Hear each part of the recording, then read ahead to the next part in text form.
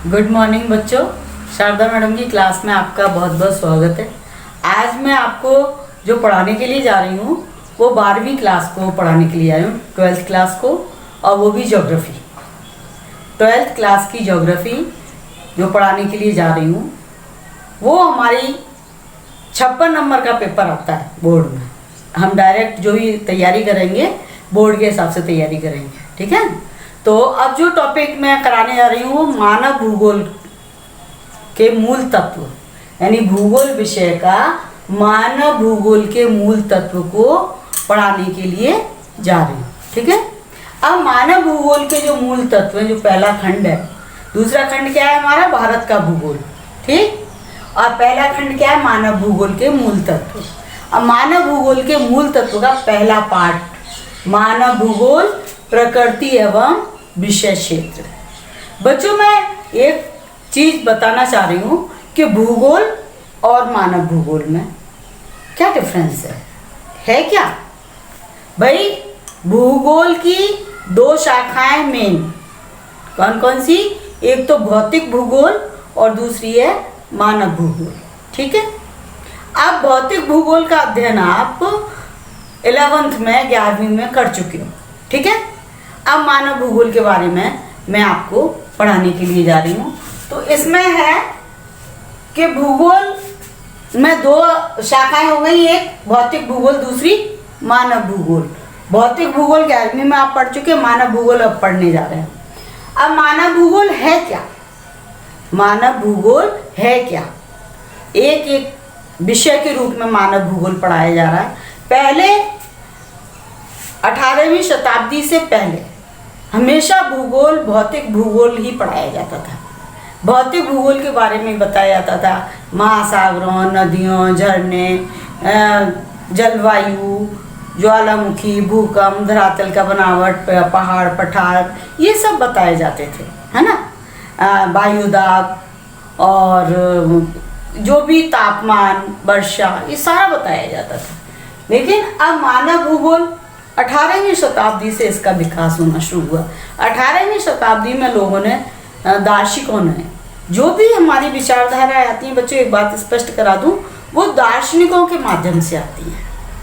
दार्शनिक फिलोसफर वो अपनी अनुभूति विचार विमर्श करते हैं। तो जब भौतिक भूगोल का प्रावधान था उसी समय मानव भूगोल के बारे में उन्होंने विचार विमर्श करना शुरू कर दिया। वो कब शुरू किया था, 18वीं शताब्दी में, ठीक है। अब सबने अपने अपने विचार बहुत तरह से रखे थे, जिसमें मैं मानव भूगोल के विकास में बताऊंगी बाद में। अभी हाल फिलहाल हमारा मेन टॉपिक क्या है, मानव भूगोल। मानव भूगोल उनके सबके विचारों का एक मिश्रण बना करके मानव भूगोल लास्ट में क्या है वो बताया गया है, ठीक है। मानव भूगोल क्या है, मानव भूगोल वह विज्ञान है जिसमें पृथ्वी के विभिन्न क्षेत्रों में मानव समूहों के प्राकृतिक व सांस्कृतिक वातावरण की शक्तियों का, प्रभावों का, प्रतिक्रियाओं के पारस्परिक संबंधों और स्थानिक संगठनों का अध्ययन है। यानी मानव भूगोल है क्या, एक साइंस बता दी, विज्ञान बताई है। मानव भूगोल एक विज्ञान है, वो भी किसकी, वो भी जिसमें पृथ्वी के विभिन्न क्षेत्रों में, यानी इस धरातल के, ये भूमंडल के विभिन्न क्षेत्रों में मानव समूहों के प्राकृतिक, मानव समूह, ठीक है, मानव समूहों के प्राकृतिक व सांस्कृतिक वातावरण की शक्तियों का, प्रभावों का, प्रतिक्रियाओं के पारस्परिक संबंधों और स्थानिक संगठनों का अध्ययन है। इसका मतलब ये हुआ कि मानव भूगोल में मानवीय तथ्यों का अध्ययन होता है। छोटी सी बात दिमाग में रखो, मानव भूगोल में किसका अध्ययन हो रहा है, मानवीय तथ्य, मानवीय क्रियाकलाप, ठीक है, वो भी पर्यावरण से समायोजन करते हुए जो क्रियाकलाप होते हैं मनुष्य के द्वारा, वो मानव भूगोल में उनका अध्ययन होता है। दूसरा नंबर, मानव और वातावरण के बीच अंतर संबंध बतलाता है। मानव भूगोल क्या बताता है कि मानव और पर्यावरण के बीच में क्या संबंध है। पर्यावरण मीन्स प्रकृति, प्रकृति मीन्स हमारा जितना भी वातावरण है, धरातल हो, चाहे हमारी जलवायु हो, चाहे हमारी नदियों का क्षेत्र हो, धरातलीय स्वरूप हो, कुछ भी हो, और चाहे ठंडे प्रदेश हो चाहे गर्म प्रदेश है, वहाँ व्यक्ति किस तरीके से समायोजन स्थापित करता है, किस तरीके से प्रकृति के साथ अपना अंतर संबंध बनाता है, किस तरीके से वो वहाँ पर प्रकृति के अनुरूप अपने को ढालता है, प्रकृति के अनुरूप अपना समायोजन करता है, और फिर वो मानव भूगोल में बताया जाता है। ठीक है। फिर तीसरा नंबर, इससे समझिए पहले से तो मानवीय तथ्यों का अध्ययन है। दूसरे नंबर है पर्यावरण के बीच, मानव और पर्यावरण के बीच के जो संबंध है, अंतर संबंध है, वो क्या है, हमारा मानव भूगोल के अध्ययन में आता है। कृषि, फिर तीसरा पॉइंट है कृषि, पशुपालन, उद्योग, व्यवसायों के लिए, कृषि के लिए भी हमें परिवहन की जरूरत है, संचार की जरूरत है, कृषि के लिए भी, उद्योगों के लिए परिवहन की जरूरत है, संचार की जरूरत है, व्यापार के लिए भी, और पशुपालन के लिए भी हमें इन सब चीज़ों की जरूरत है।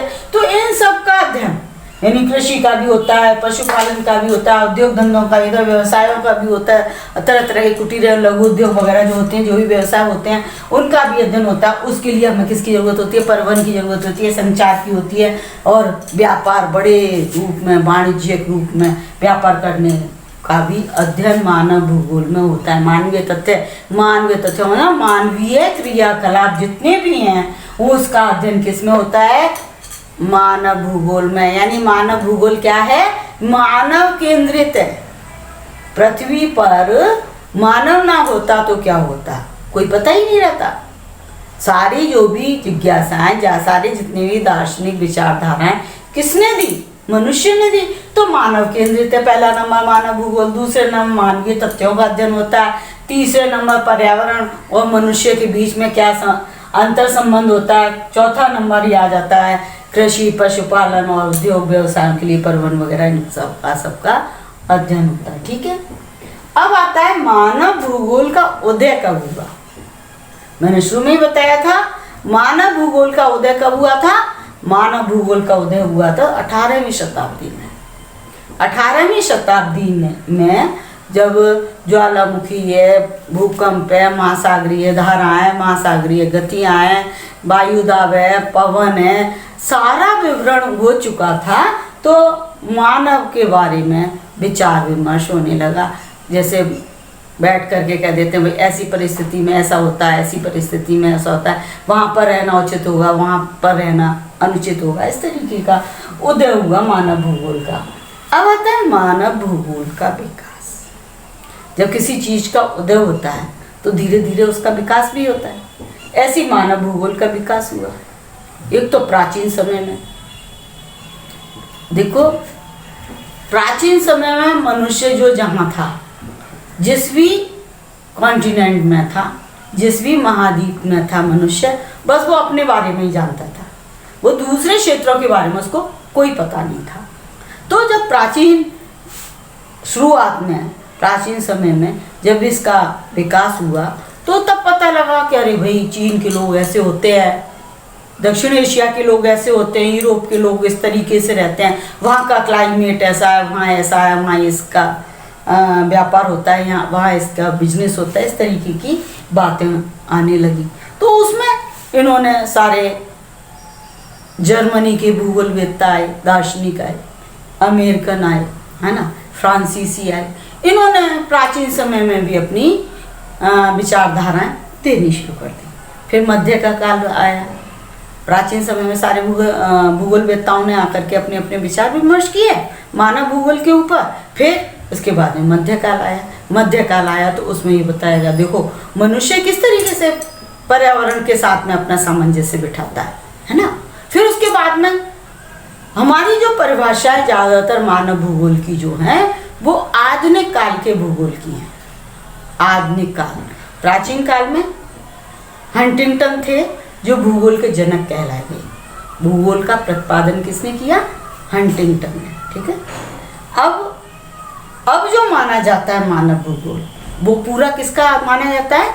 आधुनिक भूगोलवेत्ता। अब आधुनिक भूगोलवेत्ता में आधुनिक भूगोलवेत्ता जो हैं वो कौन है? मानव भूगोल के जनक कौन है? फ्रेडरिक रेटजेल, जो जर्मनी के थे। ठीक है। फिर उसके बाद बाद अमेरिका की उनकी शिष्या थी, ठीक है, एलन चर्चिल सैंपल, वो अमेरिका की थी। उसने क्या, नियतिवाद का प्रतिपादन कर दिया कि नियति के अधीन है मनुष्य, मनुष्य कुछ नहीं कर सकता, जो प्रकृति करती है वही मनुष्य करता है। उसके बाद में बिडाल डी लाप्लास आ गए। बिडाल डी लाप्लास बोले नहीं, मनुष्य प्रकृति में हर संभव परिवर्तन कर सकता है, मनुष्य ही परिवर्तनशील है। सैंपल ने कहा कि प्रकृति परिवर्तनशील है, और बिडाल डी लाप्लास जो फ्रांसीसी थे उन्होंने क्या कह दिया, नहीं, मनुष्य हर संभव परिवर्तन कर सकता है प्रकृति में। वो संभववाद का जन्म हो गया। अब तीसरे और आ गए, कौन आए, ग्रिफिथ टेलर। ग्रिफिथ टेलर ने कहा कि नहीं, जहाँ आवश्यकता होती है वहाँ मनुष्य परिवर्तन कर सकता है, लेकिन प्रकृति जहाँ चाहेगी वहाँ परिवर्तन कर देगी। इस तरीके से मानव भूगोल का विकास होता है। अब मैं आगे आपको मानव भूगोल के विकास से संबंधित कौन कौन सा भूगोलवेत्ता किस समय पे हुआ और किस किस की क्या डेफिनेशंस थी, वो मैं आपको लिखाने के लिए जाऊंगी, और अपने वीडियो पर आप बने रहें। प्राचीन काल में विकास, प्राचीन काल में जो विकास हुआ था मानव भूगोल का, मेन समस्या ये थी कि उस समय एक दूसरे की संस्कृति का कोई ज्ञान नहीं था, यातायात के साधनों का अभाव था, पूरी तरह से कोई संचार के साधन नहीं थे। अब डेवलपमेंट बहुत हो गया, तो उस समय सीमित ज्ञान था। जितना अपने एरिया का जो भी ज्ञान था कि यहाँ पहाड़ है, यहाँ पे नदी बह रही है, या यहाँ पानी गिरता है, यहाँ पर ये चीजें मिल जाएंगी, यहाँ इस मिट्टी में ये वाली खेती कर दें, बस सीमित ज्ञान था अपने तक का। दूसरा, प्राकृतिक वातावरण की छाप थी। प्रकृति वातावरण यानी मनुष्य क्या कर सकता है इसका कोई अनुमान नहीं था। बस जैसे भौतिक भूगोल में ज्वालामुखी फट सकता है, भूकंप आ जाएगा, तापमान बढ़ जाएगा, बाढ़ आ जाएगी, अकाल हो जाएगा, ये वो सारा प्रकृति जो करती है वही है, प्रकृति प्रदत्त था सारा। फिर प्राचीन काल में, ठीक है, फिर तकनीकी विकास का, तकनीक तो कोई थी नहीं, टेक्निक्स तो बाद में आई है ना ज्यादा, तो तकनीक विकास का अभाव था, ठीक है। फिर प्राकृतिक शक्तियों को माना, जो प्राकृतिक हमारी शक्तियां थी ना, जैसे वेदों में भी विचार विमर्श किए गए, वेदों में सूर्य को सबसे उच्च कोटि का देवता माना गया। सूरज है, जल है, पृथ्वी है, चंद्रमा है, अग्नि है, इनकी सबकी पूजा की जाती थी, प्राकृतिक शक्तियों को मानते थे। मनुष्य की कोई शक्ति नहीं थी, ठीक है। फिर उसके बाद में फिर ये सारी बातें देखते देखते ये दार्शनिक आई, भिन्न भिन्न दार्शनिक। अब दार्शनिक आए, यूनानी दार्शनिक आए, अरस्तु आए, हिप्पाक्रेटस आए, हेरोडोटस आए, इन्होंने अपने अपने विचार अलग अलग व्यक्त किए। अब यूनानी दार्शनिक में कौन है, थेल्स और एनेक्सिमेंडर, ये दो नाम है। प्राचीन काल में जो मानव भूगोल का विकास हुआ था, मनुष्य से संबंधित जो डेवलपमेंट था, उसमें जो दार्शनिक आए थे वो यूनानी दार्शनिक थेल्स और एनेक्सिमेंडर थे। इन्होंने अपना विचार क्या दिया कि मनुष्य किस पर आश्रित है, जलवायु पर। जैसी जलवायु होगी उसके ऊपर उसमें समायोजन नहीं कर सकता, जलवायु पर आश्रित है। मनुष्य किस पर, वनस्पति पर, जैसी वनस्पति मिलेगी उसी के अनुसार मनुष्य करे। अब आजकल तो कहीं से कहीं कुछ भी पैदा हो रहा है। कॉफी आसाम के बागानों में होती थी, अब तो मैदानी क्षेत्रों में कॉफी को उगाया जा रहा है। लेकिन प्राचीन समय में जैसी जहां पर वनस्पति थी उसी के अनुसार मनुष्य आश्रित रहता था। ये इन दार्शनिकों ने कहा। मानव समाज पर जोर दिया गया, मानव समाज समूह के रूप में इकट्ठा रहता है, ठीक है, ये जोर दिया। ये दार्शनिकों ने ये बताया मानव भूगोल में कि ये है मनुष्य का विकास, ठीक है। अब आता है अरस्तु। अब अरस्तु नामक वैज्ञानिक और आए, वो दार्शनिक भी थे, वैज्ञानिक भी थे, भूगोलवेत्ता भी थे।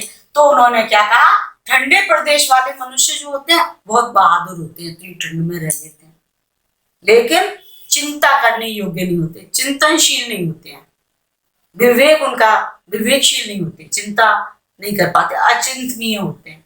अब एशिया के बताइए, सुस्त होते हैं, फुर्तीले नहीं होते, बहादुर भी नहीं होते, सुस्त होते हैं, और लेकिन चिंता करते रहते हैं, मननशील रहते हैं। ये बता दिया, ये अरस्तु के शब्द है। अब आते हैं हिकेटियस, ये भूगोल के जनक कहलाए जाने लगे। मैंने हंटिंगटन का भी नाम लिया था, वो दूसरे रूप में है, लेकिन भूगोल के जनक इन्होंने क्या करा, जो उपलब्ध भौगोलिक ज्ञान था कि पहले भूकंप आता है, फिर ज्वालामुखी फटती है, फिर चट्टान का निर्माण होता है, फिर चट्टान घिसती है, फिर मिट्टी का निर्माण होता है, फिर वहां कृषि होती है, इस तरीके का ये ज्ञान उन्होंने भौगोलिक ज्ञान को सुव्यवस्थित तरीके से रख दिया। ठीक है, एक केटीएस को फिर कहा जाने लगा अरे ये तो भूगोल के बहुत बड़े जनक। फिर हेरोडोटस है। अब हेरोडोटस ने भी अपने नए विचार दे दिए। क्या कहा कि स्थायी कृषक और घुमक्कड़ पर वातावरण का प्रभाव पड़ता है। जो स्थायी खेती करने वाले किसान हैं वो अपने जहां एरिया में रहते हैं, जब जैसा मौसम आता है तभी खेती कर पाते हैं, नहीं तो नहीं कर पाते। घुमक्कड़ जहां पर जलवायु का जैसा प्रभाव होता है उसी के अनुसार वो अपने आगे चले जाते हैं। घुमक्कड़ का मतलब पशुपालन करने वाले, पशुचारण करने वाले घुमक्कड़ प्रजातियां होती हैं। आज यहाँ पर इनको घास वगैरह के मैदान मिल जाते हैं तो वहां पर पशुएं चरा लेते हैं, फिर वो आगे चले जाते हैं। इस तरीके से हेरोडोटस है। ये कौन थे? हमारे प्राचीन काल के दार्शनिक थे। प्राचीन काल के दार्शनिकों ने ये सारा